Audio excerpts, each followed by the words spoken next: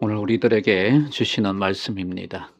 데살로니가전서 4장 13절부터 18절까지요. 데살로니가전서 4장 13절부터 18절까지 제가 한 절, 여러분이 한 절. 형제들아, 자는 자들에게 관하여는 너희가 알지 못함을 우리가 원하지 아니하노니 이는 소망 없는 다른 이와 같이 슬퍼하지 않게 하려 함이라.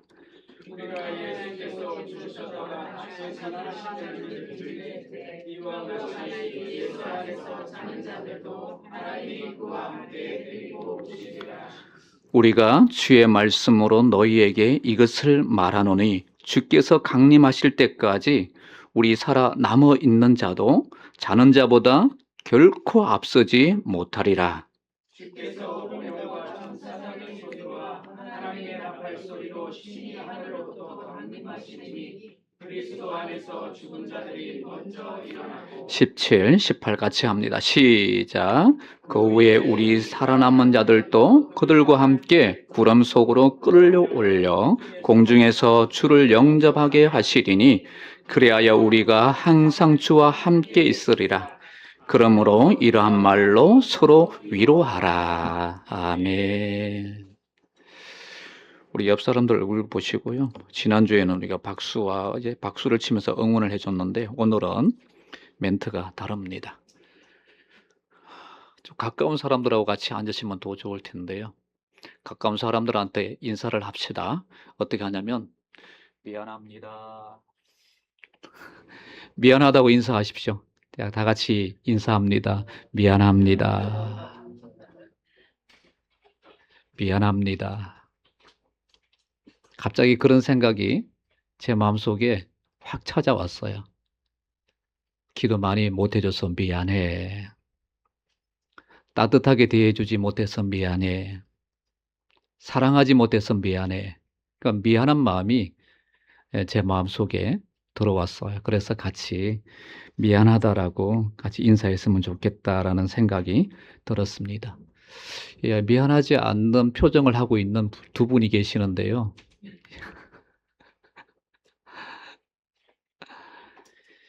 우리가 지난주에 거룩한 삶 세 가지 같이 나누었습니다. 내용이 어떻게 되었나요? 첫 번째가 하나님 말씀을 통하여서 우리가 사는 삶이 거룩한 삶이다. 가장 핵심 포인트는 부부의 삶이었거든요. 그러니까 부부는 한 몸이다. 할렐루야. 한 몸이에요. 한 몸. 두 몸이 아니라 한 몸이에요.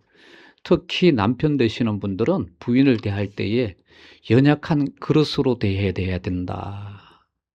연약한 그릇. 이게 부드럽게 대하라는 얘기죠. 근데 이건 정말 저한테 많이 적용되어지는 메시지예요. 제가 사모한테 대하는데 부드럽지가 못해요. 참 부드러워지려고 김부드럼 막 나름대로 이렇게 하는데 부드럽지가 못해요. 오늘 아침 같은 경우에도 저희 사모한테 부드럽게 대하지를 못했어요. 막 이렇게 자꾸 이렇게 정죄하게 되고 왜 한쪽 모습만 이렇게 눈에 보이려고 하는지 모르겠어요. 안전 모습이 아니라 참 부드럽게 여보 이렇게 하는 게 좋을 것 같아. 이렇게 하자라고 이렇게 하면 좋을 텐데 그러지를 못해요. 왜 그럴까요? 경상도여서? 아니면 남자여서?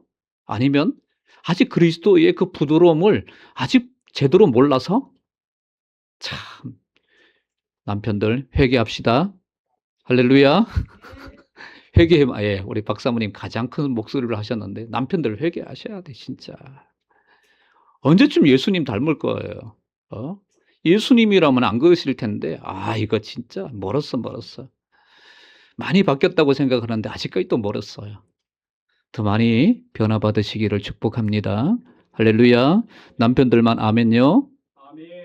우리 장로님만 아멘 하셨는데요. 다른 분들도 아멘요. 예. 이 결혼하실 분들도 청사진을 많이 그려보세요. 나는 결혼하면 어떤 남편이 될까? 결혼하면 어떤 아내가 될까? 청사진 그리는 게 굉장히 중요해요. 우린 청사진 안 그리고 우리 엄마가 아빠가 했던 행동대로 그대로 하잖아요. 엄마 아빠로부터 배웠어요. 배우다 보니까 그렇게 행동이 나가요. 아내에게 그렇게 행동이 나가고 남편한테 그런 행동이 나가고 저희 사모가 가장 저한테 자주 저에게 들려주는 메시지예요. 남편이 아내가 가장 좋을 때가 언제냐? 말을 예쁘게 할 때 계속 저한테 얘기해요. 그 얘기는 뭔 얘기예요? 당신 말 예쁘게 하라는 얘기 아니에요. 근데 말이 예쁘질 않아요. 말이 예쁘질 않아. 야, 투. 그게 누구한테 배웠어요? 여러분 누구한테 배우셨어요?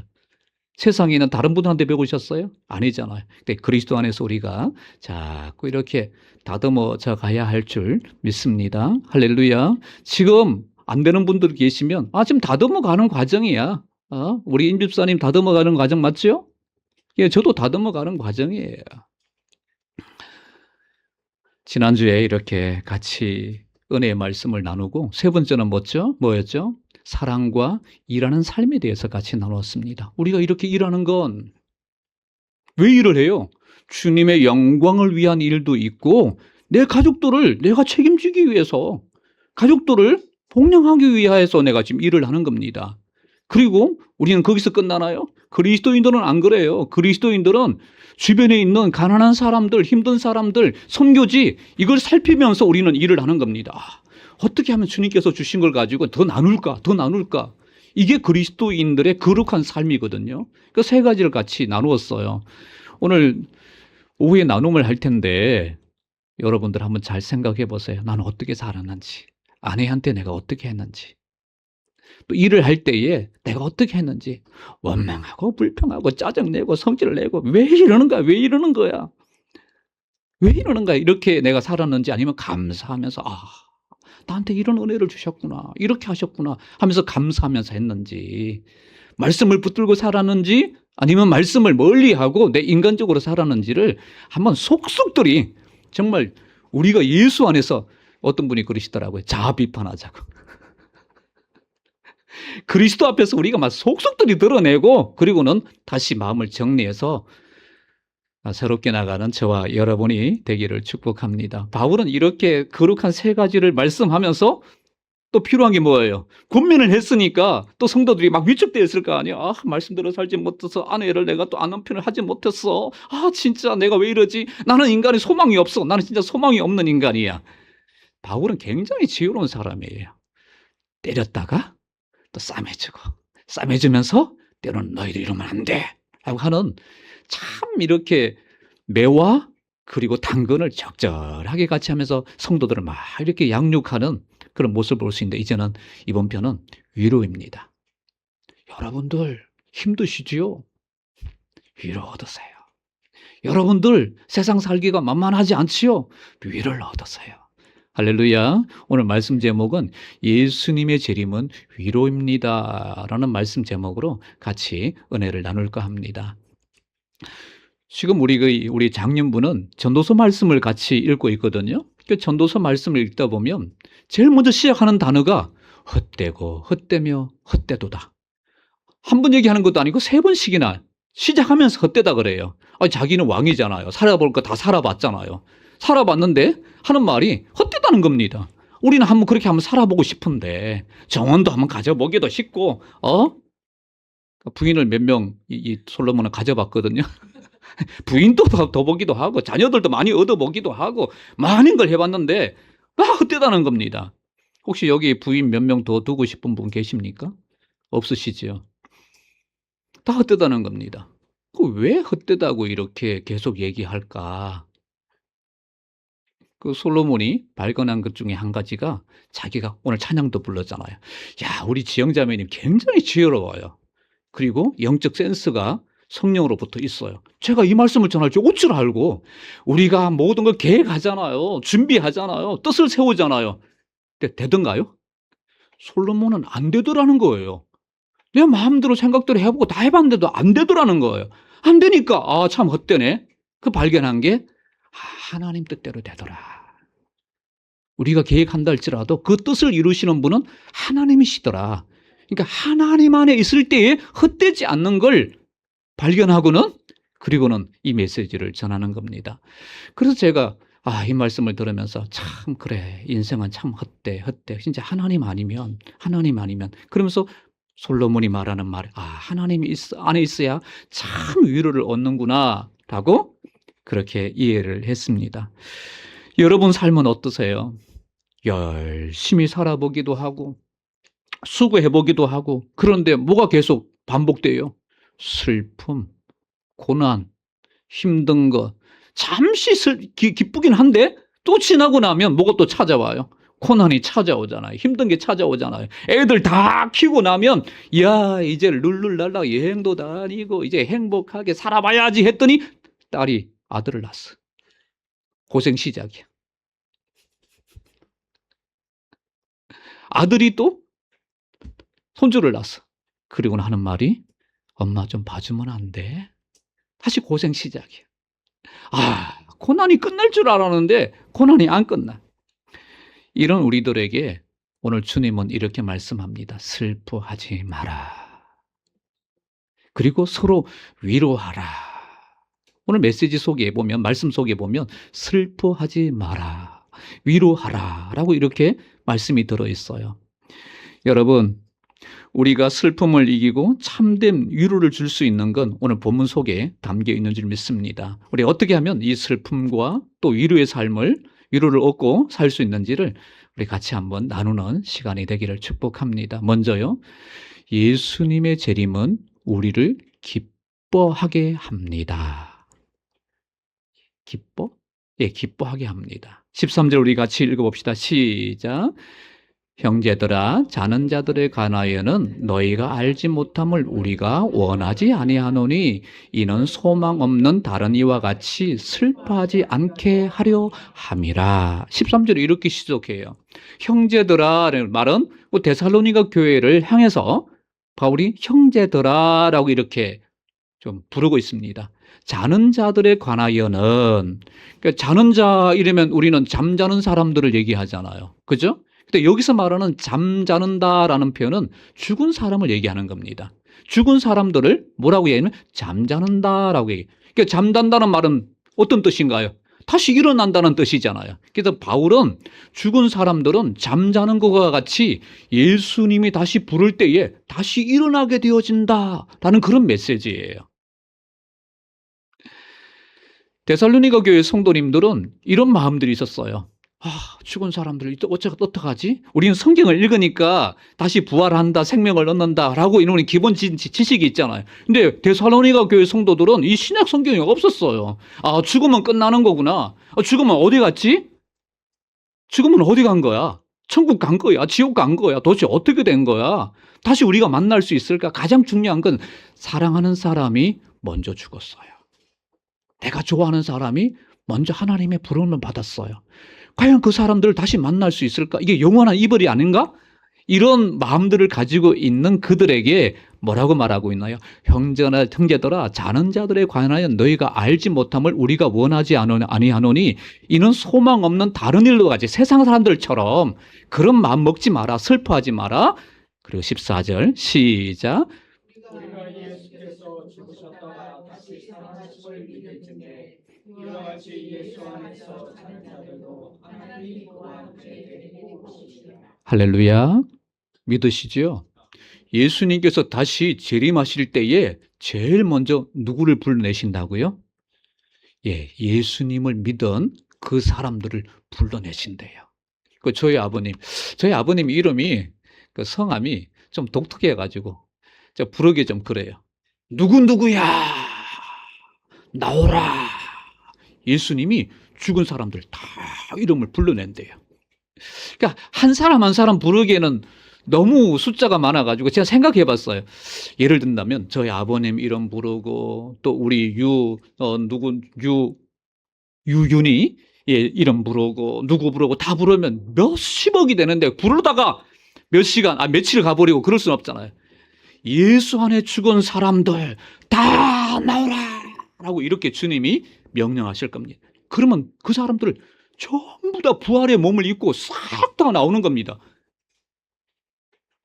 우리는 생각하기를 할아버지가 80에 돌아가셨으니까 90에 돌아가셨으니까 얼굴 쭈글쭈글 하고 막 몸이 아프고 또 어디 아팠는데 그 아픈 몸을 이끌고 이렇게 그 좀비처럼 이렇게 나오겠지. 아니요.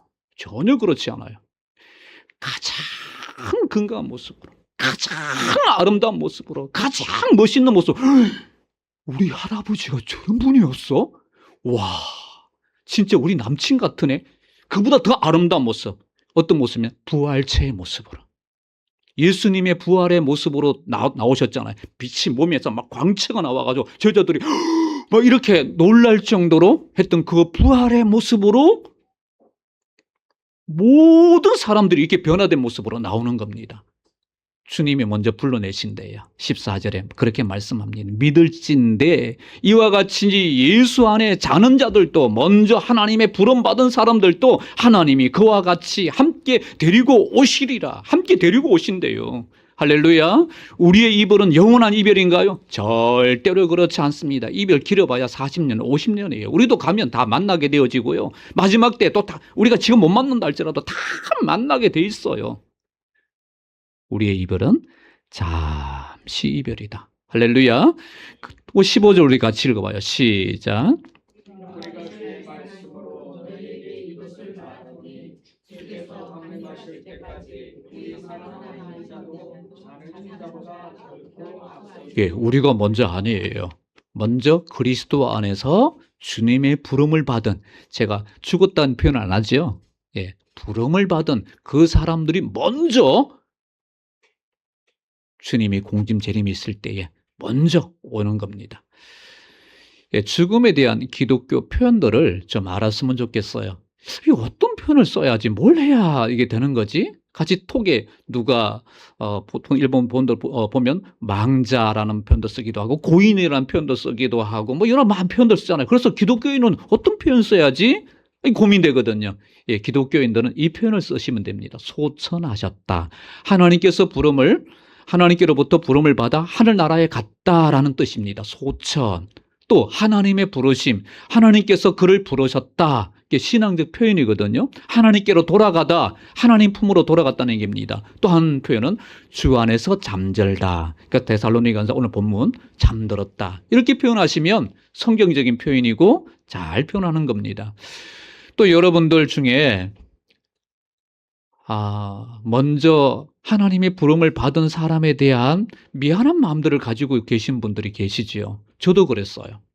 저도 저희 아버님을 보내고 난 후에 참 많이 좀 후회하기도 하고 미안해하기도 하고 죄책감에 들기도 하고 몇 날 며칠을 저희 아버님이 꿈에 오시더라고요. 꿈에 오셔가지고 환하게 웃기도 하고 환하게 웃기도 하시면서 또 그리고 저한테 마음을 주시기를, 나 천국 가 있어. 나 예수 믿잖아. 천국 가 있어. 그리고 천국에 너의 편 한 편, 너를 편들어주는 한 사람 더 가 있다고 생각해. 뭐 이런 것도 지혜까지도 이렇게 마음에 주고 계시더라고요. 제가 왜 그런 마음을 먹었냐면 저희 아버님이 병원에 계실 때에 망상이라고 그러죠. 망상 맞나요? 잠을 자는데 얼마나 막 손을 이렇게 휘젓고 막 힘들게 하고 가만 못 주무세요. 침대에 일어나가지고 바깥에 계속 나가려고 하고, 그래서 간호사분들이 침대에다가 양쪽 손을 다 묶었어요. 양쪽 손을 묶고 발까지 다 묶었어요. 그러면 어떻게 풀 수가 없잖아요. 그래서 제가 안심하고 이제 옆에서 침대에서 이렇게 자고 있는데 부시럭 한 겁니다. 어떻게 그걸 줄을 풀었는지, 아니 이게 어떻게 풀어져요 이게. 신기하게 풀어가지고는 일어나가지고는 옷을 막 주섬주섬 입는 겁니다. 아버지 어디 가세요? 뭐 하세요? 그래. 화장실 가려고 그런다. 아니 그냥 저를 부르시지요. 또 바깥에 나가신대요. 또 밤에 그 밤중에. 그러니까 제 마음은 이 시끄러운데 다른 사람 피해 주는데 좀 앉아 계시지, 가만 계시지. 그래서 제가 막 속으로 막 화를 낸 겁니다. 아버지 그러지 마시라고요. 아버지. 또 식사를 하시면 됐다, 조금만. 아니 의사들은 와가지고 많이 드세요. 많이 드시는데 많이 안 드시고 조금만 드시고, 또 화장실은 또 왜 그렇게 또 자주 가시는 겁니까? 화장실 자주 가면 어떻게 해야 돼요? 그 묶고 나간 것도 다 풀어야죠. 또 모시고 또 그냥 같이 또 그거 끌고 또 이렇게 또 같이 따라다녀야죠. 그러니까 제 얼굴에는 항상 내천자, 여기 내천자 그리고 막 성질 부리고. 그때가 제가 목사였어요. 제가 목사였어요. 목사가 막 정말 정말 뭐 기쁨은 없고 막 온전히 그냥 막 불만투성이 막 화난 막 표정. 그런데 저희 어머님이 오시면 우리 아들이요, 목사님이에요, 목사님이요. 아, 이게 얼마나 막 부끄럽던지요. 그래서 제가 한동안 굉장히 힘들었어요. 내가 좀 잘해드릴까. 이렇게 가시는 길인데 좀 잘해드릴 걸. 미안한 마음이 많이 들기도 하고, 다시 만나면 아버지, 죄송해요. 제가 제대로 못했어요. 이 말을 꼭 한번 해야겠다. 근데 여러분, 이것까지도 주님 안에서 내려놓으시기를 축복합니다. 왜요? 저희 아버님 더 좋은 곳에 가셨어요. 여기보다 비교할 수 없는 더 좋은 곳에 가셨어요. 그리고 여러분들이 완벽하게 다 해버리면 주님은 할 일이 뭐가 있대요? 여러분이 주님을 다 대신해버렸어요. 주님을 다 대신해버렸어. 너무 잘해버렸어. 그 주님은 하실 일이 뭐 있게요? 예, 인간은 항상 부족하다. 인간은 항상 부족한 게 인간이다. 그리고 내 부족함을 내려놓고 주께 맡기는 것이 가신 분들, 주님의 부름받은 분들을 위한 내 입장이다라는 그런 생각이 또 들었습니다. 할렐루야. 또 한 가지는요, 화장이에요. 혹시 그리스도인이면서 화장 이거 잘못하면 안 되는 거 아니야? 화장하면 다 사라지는 거잖아. 뿌렸잖아. 뿌리면 다시 주님께서 누구누구야 하는데 보니까 찾을 게 없어. 그래도 묘지가 있으면 그 묘지에서 있으니까 그 흙이라도 있으니까 나와라. 흙 가운데 나와라. 이러면 될 텐데 화장하면 어떡하지? 이렇게 염려하시는 분들이 계세요. 그리스도인들은 화장을 한다 할지라도 주님은 다시 찾아내시고 불러내시고 다시 부활의 몸으로 세우실 줄 믿습니다. 예, 성경 봅시다. 창세기 3장 19절이에요. 시작. 예, 우리는 흙이에요. 태워도 흙으로 다 돌아갔어요. 할렐루야. 우린 다 흙으로 돌아갔어요. 그런 전도전서 15장 42절에 주님은 이렇게 우리를 부르십니다. 시작. 예, 우리는 썩지 아니할 몸으로 주님이 다시 부활의 몸으로 다 살아나게 하실 것입니다. 다 살아나게 하실 겁니다. 이것을 믿으시고 확신 얻는 우리 성도들 모두가 되기를 축복합니다. 우리 한번 이 부분에 대해서 말씀을 적용을 해봅시다. 주님은 너희들 슬퍼하지 마라 라고 말씀합니다. 슬퍼하지 않은 이유가 뭐예요? 예수 그리스도 안에 있는 사람들은 전부 다 먼저 갔든 나중에 남아있는 사람이든 전부 다 뭐 한다고요? 다 살려내실 거랍니다. 할렐루야. 그래서 지금 이 자리에서 예수 믿는 것이 얼마나 중요한지를 주님은 말씀해 주고 있거든요. 모두를 다 살려낸다는 게 아니에요. 예수 안 믿는 사람들은 여기 들어가지도 못해요. 들어오고 싶어도 들어올 수가 없어요. 누구만? 예수 그리스도를 나의 구주, 나의 하나님, 나의 왕으로 영접하는 그 사람만, 예수의 피로 제사함을 받은 그 사람들만 이 부름을 받을 수가 있다라고 말합니다. 그리고 이 모든 사람들은, 우리가 천국 간 먼저 사람들은, 저는 이런 생각을 해봤어요. 천국 갔더니 여기하고 똑같아. 천국 갔더니 여전히 아파. 천국 갔더니 여전히 이 땅에서 물질 때문에 고민한데 천국 갔는데 또 물질 고민을 해. 1,000만 원만 더 있으면, 한 10억만 더 있으면, 진짜 로또 당첨되면 내 인생 역전할 텐데 천국 가도 여전히 그렇게 고민을 하고 그렇게 산다라고 생각하면 여러분 위로가 되시나요? 위로가 되시나요? 위로가 안 되시나요? 안 될 겁니다. 뭐 똑같은 곳이라면 왜 천국 가요? 갈 필요가 없죠. 근데 천국 가면 슬픔도 없고 죽음도 없고 괴로움도 없고 질병도 없고 정말 이 땅과는 비교할 수 없는 그곳이기 때문에 오늘 바울은 우리들에게, 데살로니가 교회의 성도들에게 말합니다. 슬퍼하지 마라. 다른 말로 하면 기뻐하라는 겁니다. 먼저 가신 분이 이런 곳에 있으니까 기뻐하라는 겁니다. 또한 우리도 그곳에 갈 사람들이기 때문에 기뻐하라고 성경은 말해주고 있습니다. 여러분 어떠세요? 예수님의 재림을 생각하면서 기뻐하시나요? 아니면 두려워하시나요? 어떤 분들은 재림을 생각하면서 두려워하는 분들이 계십니다. 예수님께서 이렇게 심판주로 오시면 어떡하지? 이건 예수 믿지 않은 사람들의 얘기고요. 우리는 예수 그리스도 안에 있기 때문에 참 기뻐하는 성도들 모두가 되기를 바랍니다. 두 번째는요, 예수님의 재림은 우리에게 새 힘을 줍니다. 여러분, 새 힘을 주나요? 예수님이 재림하신대요. 야, 새 힘이 나오네? 내 속에서 막 힘이 막 생기네? 이러십니까? 아니면 무덤덤하십니까? 자, 봅시다. 어떤 내용인지. 16절 시작.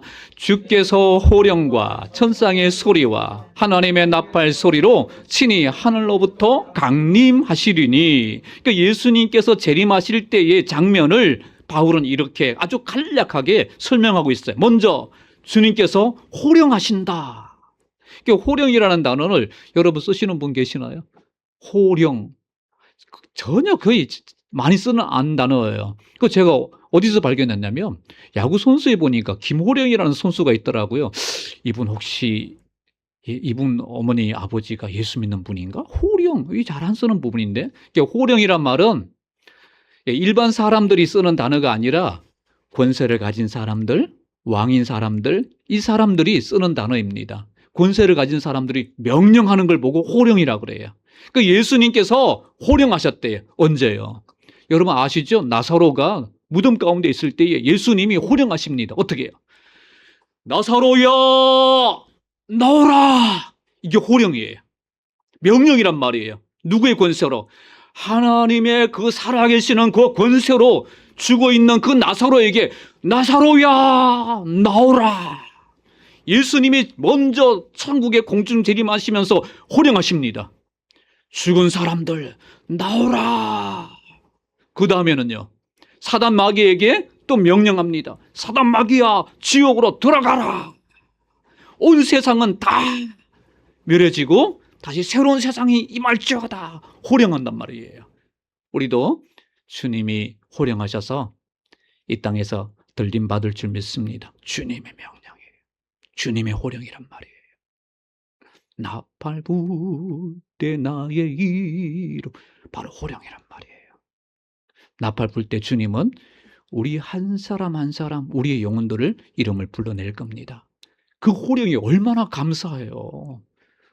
얼마나 큰 위대한 호령이에요. 다 살려내는 호령이잖아요. 그 다음에 천사장의 소리가 있습니다. 천사장은 미가엘 천사를 말합니다. 대장이에요. 미가엘 천사 대장이 선포합니다.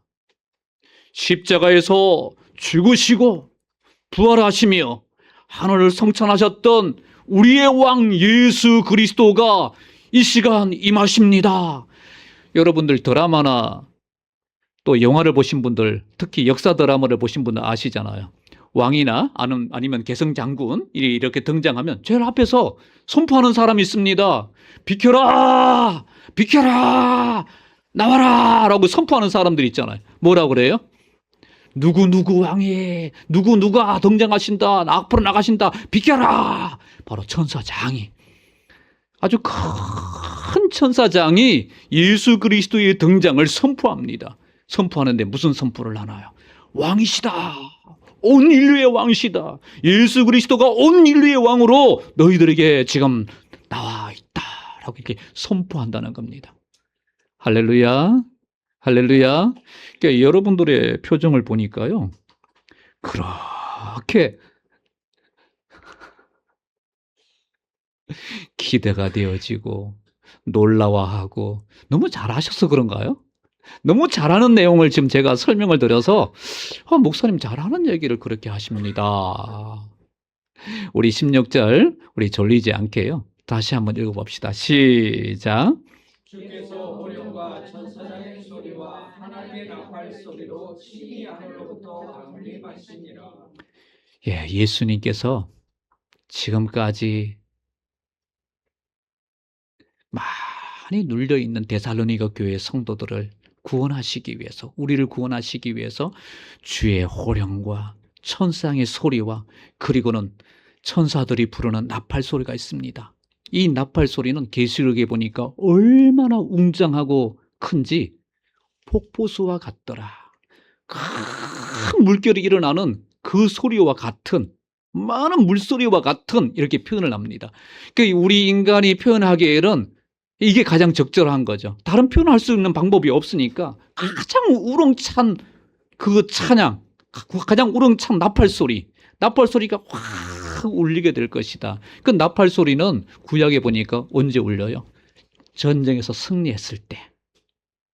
전쟁에 승리했을 때 이 나팔 소리가 크게 울리거든요. 곧 그 말은 예수님이 승리자이시다. 승리자이신 예수님이 너희들을 구원하러 오신다라는 이 표현에 지금 강림의 모습을 설명하고 있는 것입니다.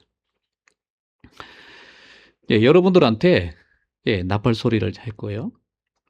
여러분들한테 예수님의 재림에 대한 시한부 종말론을 주장했던, 잘못 주장했던 사람들을 제가 좀 설명을 드리고 넘어가는 게 좋을 것 같아요. 어떤 분들은 이런 분들이 계십니다. 야, 어떤 집회에 갔더니 어마어마하게 기적이 나타나. 기적이 나타날 뿐 아니라 병든 사람을 위해서 막 손을 얹었더니 막 낫대. 그리고 어떤 물을 막 뿌렸는데 막 거기에 놀라운 역사가 막 나타났어. 야, 거기 예수님이 계신 것 같아. 그리고 거기에 가야만이 구원받을 수 있는 것 같아. 여러분, 거기에 가면 구원받을 수 있을까요? 또 그 사람들이 주장하는 말이 뭐라고 주장하냐면 예수님이 자기가 예언한 그 날짜에 오신다고 얘기하는 겁니다. 바로 이런 이야기예요. 시한부 종말론을 주장했던 사람들이 기독교 역사에 있었어요. 그 대표적인 사람이 누구냐면 윌리엄 밀러입니다. 이 사람을 얘기하기를 대실망이다 하고 이렇게 불러요. 대실망이다. 1844년도에 이 사람이 예수님이 재림한다라고 선포했어요. 여러분, 제가 기도해보고 막 해보니까 이때 예수님 오신다. 그때 다른 사람이 몇 명이라고요? 5만에서 10만 됐다. 작은 수가 아니에요. 많은 사람들이 밀려를 따라가지고 재산 처분하고 직장과 농사 포기하고 학업 포기하고 결혼까지 미래 중단까지 다 포기하고 그러자 사회에서 막 조롱을 했습니다. 야, 안 오면 어떡하려고? 왜 저러지? 막 조롱까지 하고. 그런데 그 날짜가 됐어요. 왔을까요? 안 왔을까요? 안 왔어요. 안 오니까 약 10만 원에 이는 사람들이 야, 순 거짓말이네. 밀러 순 사기꾼이네. 대실망을 했어요. 대실망을 하고 막 떠났습니다. 교회를 떠났어요. 교회를 떠나고 난 후에 또 일부 추종자들이 재림교를 또 만들었어요. 재림교를 만들어가지고 우리끼리 그러면 1차 실패했으니까 2차, 3차 있겠지. 또 이렇게 또 무리들이 모이기도 했답니다. 미국만 그런 게 아니라 우리 한국에도 그런 일이 있었어요. 어떤 일이요? 1992년도 이장님과 다미선 선교회 교회가 이런 또 주장을 했습니다. 10월, 그 날짜도 정확해요. 10월 28일 휴구가 일어난다고 선포했습니다. 여러분 TV 방영한 거 보셨죠? 한국 사회가 큰 대혼란이 일어났어요. 정말 교회 다니는 사람도 살짝 겁났어요. 이 사람들 말을 맞으면 어떡하나? 또 이 사람들은 안 오면 어떡하지? 서로가 이게 확실하지 않아서 굉장히 혼란이 많이 있었습니다. 그래서 그들이요, 직장도 학업도 다 포기했습니다. 재산까지 다 정리했습니다. 저도 한번 해볼까요? 여러분 재산 한번 정리해 보시기에. 가정과 사회에 큰 혼란을 초래했습니다. 예언은 성취되었을까요? 성취 안 됐습니다. 다미선교회는 사회적으로 엄청 비판을 받고요. 그리고 해제되었습니다. 많은 성도들이 신앙과 경제적인 어려움을 겪고 문제가 많이 발생을 한 때가 있었습니다. 근데 성경은 뭐라고 말씀하시나요? 마태복음 24장 36절입니다. 시작.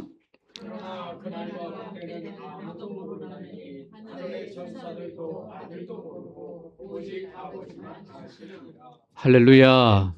이 말씀만 여러분 붙들었다면, 이들이 이 말씀만 알고 있었다면 그 미혹에 잘못된 그 주장에 넘어갈 일이 없죠. 이 말씀을 잊어버린 거예요. 어디에 있어서? 기적이 나타났더라. 야, 저분이 그렇게 거짓말 하겠어? 그 생각, 그 말에, 그 생각에 여러분 이 말씀을 붙드시길 바랍니다. 그러나 그날과 그때는 아무도 몰라요. 아무도 모릅니다. 천사도 모르고 아들도 몰라, 예수님도 몰라요. 오직 하나님 아버지만 아시기 때문에 우리는 말씀만 붙들고 여기에 그리스도가 있다, 저기에서 기적이 나타났다, 저기에 사람 살렸다. 그런데 그들이 주장하기를 맨날 며칠날 온대. 아, 저 가짜구나.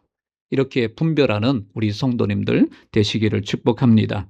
예수님의 재림은 심판입니다. 예수님의 재림은 승리입니다. 예수님의 재림은 구원입니다. 이와 같기 때문에 우리는 그 재림을 생각하면서 새 힘을 얻으시길 바랍니다. 왜? 우리가 구원받기 때문에. 악을 심판하시고 우리를 하나님 나라로 우리를 인도하시기 때문에 예수님의 재림은 우리에게 참 새 힘을 주는 사건임을 아시기를 축복합니다. 마지막입니다. 예수님의 재림은 우리의 위로입니다. 예, 처음서부터 우리 한번 같이 읽어보실까요? 그리스도 안에서 시작. 그리스도 안에서 죽은 자들이 먼저 일어나 그 위에 우리 살아남은 자들도 그들과 함께 구름 속으로 끌어올려 공중에서 주를 영접하게 하시리니 그리하여 우리가 항상 주와 함께 있으리라. 18절. 그러므로 이러한 말로 서로 위로하라. 바울은 그 순서를 다시 얘기합니다. 먼저 잠자는 자들이 하나님으로부터 부름받고 그 다음에 누가요? 이 땅에서 예수님을 믿는 사람들. 그 누가 될지 모릅니다. 우리도 언제 죽을지 모르잖아요. 이 땅에 남아서 예수님을 믿는 사람들을 주님이 다 불러낼 거래요. 다 불러내서 이렇게 주님과 함께 할 것이다. 사랑하는 우리 성도 여러분, 여러분 주님 사랑하십니까? 정말 주님 사랑하십니까? 또 사랑의 주님을 여러분 사모합니까? 사모한다면 이 말씀의 위로를 얻을 것입니다. 공중에서 주를 영접하게 하시리니 그리하여 우리가 누구와? 주님과 항상 함께 있으리라. 사모하고 사랑한다면 함께하는 순간은 굉장히 행복한 순간입니다. 함께하는 순간은 너무너무 좋은 순간입니다. 그런데요, 사랑하지 않아요. 원하지 않아요. 좋아하지 않아요. 그런 분과 같이 한다면 부담일 겁니다. 근데 바울은 얘기합니다.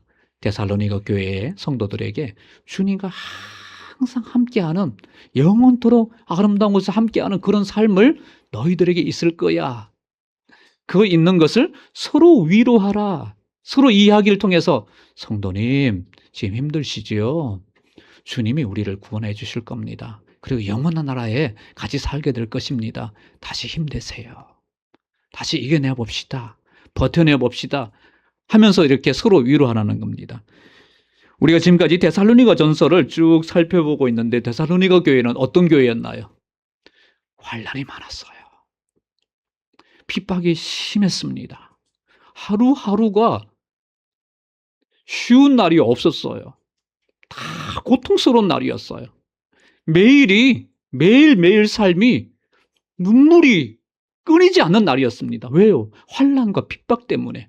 너무 고통스러운 그런 날들을 살고 있는 그들에게 바울은 말하고 있는 겁니다. 예수님의 재림을 생각하면서 위로받으시길 바랍니다. 오늘 저 성도 눈물을 흘리고 있는 성도가 있는데 그 성도를 찾아가서 성도님 힘드시지요?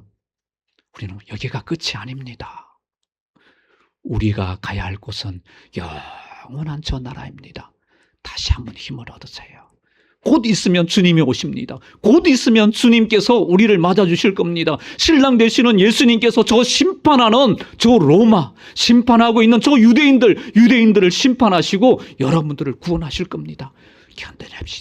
견뎌냅시다 하면서 서로 위로하라라고 말씀합니다. 이것을 봤을 때 예수님의 재림은 뭔가요? 말씀의 제목처럼 우리의 위로가 될 줄 믿습니다. 한 이야기만 하고 마칠까 합니다. 한 아이와 장군인 아버지가 있었습니다. 장군이 아들을 하루는 부릅니다. 아들아, 내가 전쟁에 참여하게 되었단다. 그때까지 잘 이기고 그리 기다려라. 마지막 남기는 말이 아들아, 기다려라.